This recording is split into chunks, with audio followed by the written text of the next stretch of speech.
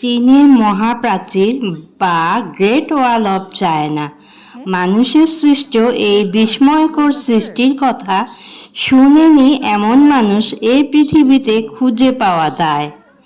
চায়নায় যাকে ডাকা হয় ছাংছং বা দীর্ঘ প্রাচীর নামে।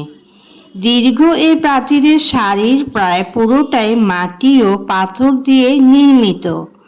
পৃথিবীর সপ্তাশ্চর্যের একটি হল চীনের এই মহাপ্রাচীর। আক্রমণকারীদের দূরে রাখা এবং সামরিক অনুপ্রবেশ ঠেকানোই ছিল এই বিশাল প্রাচীর নির্মাণের উদ্দেশ্য। এই দেয়াল নির্মাণ করার প্রকল্পটি পৃথিবীর অন্যতম ব্যয়বহুল এক প্রকল্প হিসাবে ধরা হয়। পৃথিবীর সবচেয়ে বড় সামরিক অবকাঠামোও এটি। এটি মানুষের হাতের তৈরি সবচেয়ে বড় স্থাপত্য। উচ্চতায় প্রায় 5 থেকে 8 মিটার উঁচু এই প্রাচীরটি, আর লম্বায় প্রায় 6532 কিলোমিটার। আজ আমরা পৃথিবীর এই সবচেয়ে দীর্ঘতম প্রাচীরটির ইতিহাস, বর্তমান অবস্থা, অবকাঠামো ইত্যাদি সম্বন্ধে কিছু জানার চেষ্টা করব। আগে বলে রাখা ভালো, এই ভিডিওটি আমার ছোট বোন আমার জন্য করে এনেছে। সে সম্প্রতি চীন দেশ ভ্রমণ করেছিল, তো আমার জন্য ছোট্ট এই ভিডিওটি সে উপহার দিয়েছে। তো চলে যায় নির্মাণের ইতিহাস নিয়ে।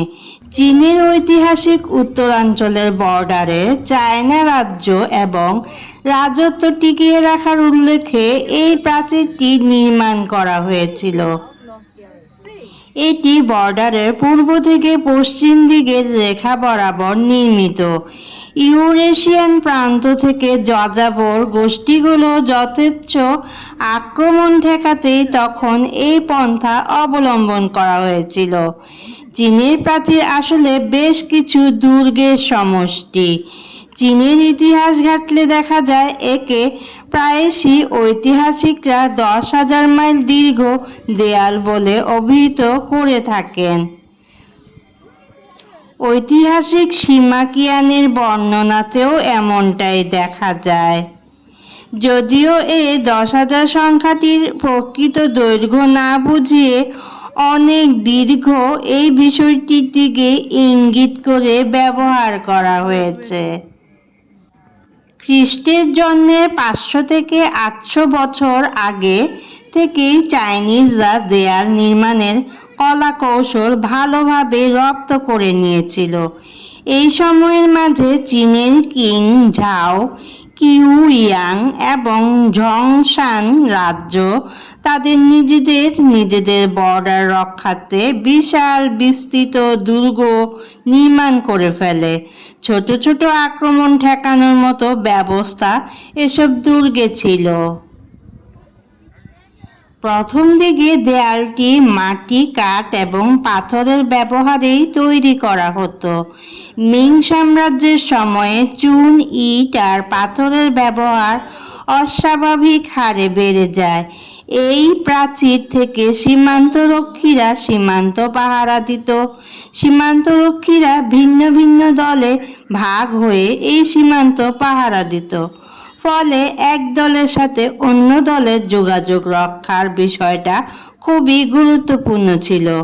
এছাড়াও ভয়ঙ্কর আক্রমণের ক্ষেত্রে আরও শক্তিশালী বাহিনীকে ডাকা বা সতর্ক করার সুব্যবস্থা ছিল এতে। পাহাড়ের চূড়ায় বা অনেক উঁচুতে সিগন্যাল টাওয়ারগুলো অবস্থিত ছিল। ফলে এসব টাওয়ার থেকে কোনো সতর্কতা বা বিপদ সংকেত দেওয়া হলে তা খুব সহজেই বোঝা যেত। বর্তমানে প্রাচীরটির অনেক অংশই ধ্বংসপ্রাপ্ত হয়ে গেছে, যদিও বেইজিংয়ের উত্তর দিকে এবং পর্যটন কেন্দ্রের আশেপাশে সংরক্ষিত রয়েছে। এসবের কিছু অংশ আবার অনেক বেশি রকমের সংস্কার করা হয়েছে। আজকালের আবর্তে শুধু চীনেই নয়, গোটা বিশ্বের গৌরব চীনের এই প্রাচীন আজ অনেকটাই ধ্বংসের মুখোমুখি। পৃথিবীর সপ্তাশ্চর্য হিসেবে তালিকাভুক্ত হওয়ার পর এর প্রতি চীন সরকার যেমন যত্নবান হয়েছেন, তেমনি উল্টো দিকে এই ব্যাপক পরিচিত ফলে একে প্রতিনিয়ত সামলাতে হচ্ছে লাখ লাখ পর্যটকদের চাপ। তবে চীন সরকার যদি এর সংস্কারের প্রতি আরো মনোযোগী হয়ে ওঠে, তাহলে হয়তো আরো বহুদিন এই মনুষ্যসৃষ্ট বিশ্ব ঐতিহ্যকে এই পৃথিবীর বুকে টিকিয়ে রাখা সম্ভব হবে। আজকের এই ভিডিওটি the great wall of China, বিশাল দেশের এক সুবিশাল প্রাচীর নিয়ে আমি কিছুটা বর্ণনা করেছি, যা হয়তো খুবই সংক্ষিপ্ত। আরও অনেক ইতিহাস আছে এতে, কিন্তু আমি আমার ভিডিও স্বল্পতার জন্য এইটুকুই বললাম। তো আমার ভিডিওটি কার কাছে কেমন লাগলো?